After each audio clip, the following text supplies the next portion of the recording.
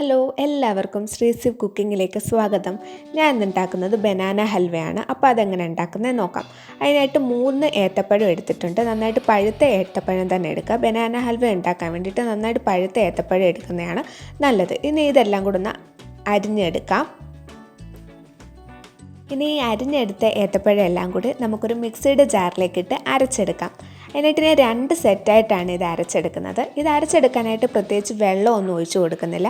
അങ്ങനെ വെള്ളം ഒഴിച്ചു കൊടുത്തു കഴിഞ്ഞാൽ നമ്മൾ ഹൽവ ഉണ്ടാക്കുന്ന സമയത്ത് ഒരുപാട് സമയമെടുക്കും അത് കുക്കായി കിട്ടാൻ വേണ്ടിയിട്ട്. അപ്പോൾ ഈ 2 സെറ്റായിട്ട് നമുക്ക് ഇട്ട് കൊടുത്തതിന് ശേഷം അരച്ചെടുക്കാം.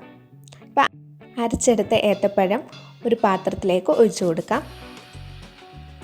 ഇനി ഏത്തപ്പഴം ഹൽവ ഉണ്ടാക്കാൻ ആവശ്യത്തിനുള്ള ശർക്കര പാനിയാക്കാം. അതിനായിട്ട് 1 കപ്പ് ശർക്കര ഗ്രേറ്റ് ചെയ്തത് ഒരു പാനിലേക്ക് ഇട്ട് കൊടുക്കാം.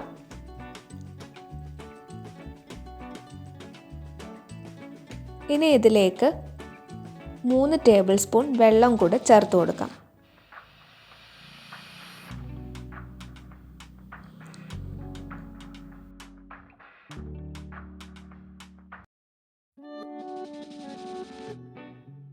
ശർക്കരപ്പാനി റെഡി ആയിട്ടുണ്ട്. ഇനി ഇതൊന്ന് അരിച്ചെടുക്കണം.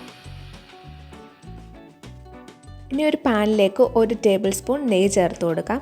അതിലേക്ക് നമ്മൾ നേരത്തെ അരച്ച് വെച്ചിരുന്ന ഏത്തപ്പഴവും കൂടി ചേർത്ത് കൊടുക്കാം.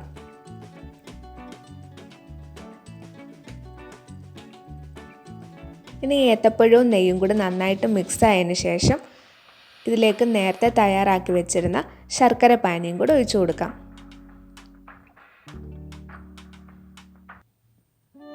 ഇനി നന്നായിട്ട് മിക്സ് ചെയ്തെടുക്കാം.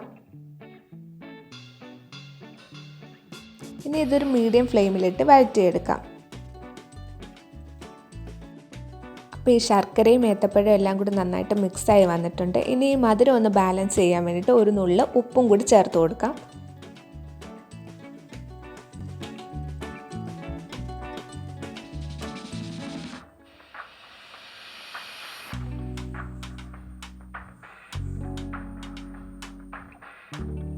ഇതെല്ലാം കൂടെ ഒന്ന് മീഡിയം ഫ്ലെയിമിലിട്ട് കുക്ക് ചെയ്തെടുക്കാം. ഇനി ഇത് പാനിൽ നിന്ന് വിട്ട് വരുന്ന ഒരു പരുവം ആവുന്നിടം വരെ നമുക്കിതൊന്ന് ഇളക്കി കൊടുക്കണം.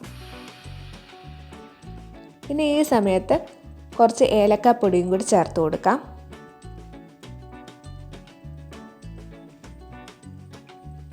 അതും കൂടി ചേർത്തതിന് ശേഷം നന്നായിട്ട് മിക്സ് ചെയ്തെടുക്കാം.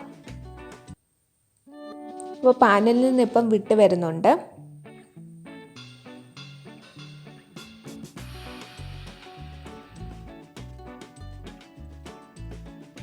ഇനി ഈ സമയത്ത് 1 ടേബിൾ സ്പൂൺ നെയ്യും കൂടി ചേർത്ത് കൊടുക്കാം.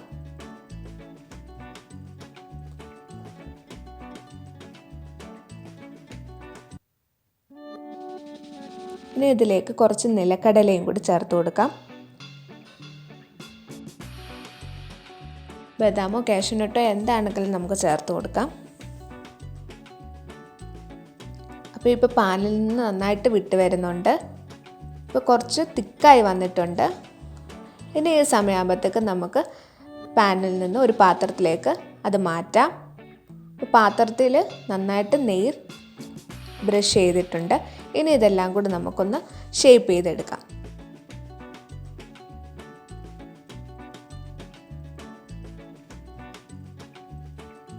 ഇത് ഷേപ്പ് ചെയ്യാനായിട്ട് ഒരു സ്റ്റീലിൻ്റെ സ്പൂൺ കൊണ്ട് ഷേപ്പ് ചെയ്യുന്നതാണ് നല്ലത്. അതാകുമ്പോൾ പെട്ടെന്ന് നമുക്ക് ചെയ്തെടുക്കാൻ പറ്റും. ഇനി ഇതൊന്ന് ചൂടാറിയതിന് ശേഷം നമുക്ക് കട്ട് ചെയ്തെടുക്കാം. അപ്പോൾ 2 മണിക്കൂർ കഴിയുമ്പോഴത്തേന് നമുക്കിതൊന്ന് കട്ട് ചെയ്തെടുക്കാൻ പറ്റും.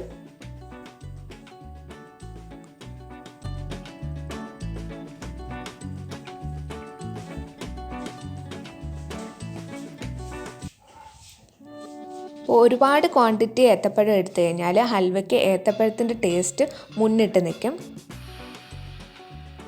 അപ്പോൾ ഏത്തപ്പഴം ഹൽവ റെഡി ആയിട്ടുണ്ട്. എല്ലാവർക്കും ഇഷ്ടപ്പെട്ടെങ്കിൽ ലൈക്കും കമൻറ്റും സബ്സ്ക്രൈബും ചെയ്യൂ. അടുത്ത ദിവസം പുതിയൊരു വീഡിയോ ആയിട്ട് കാണാം. ടാറ്റ.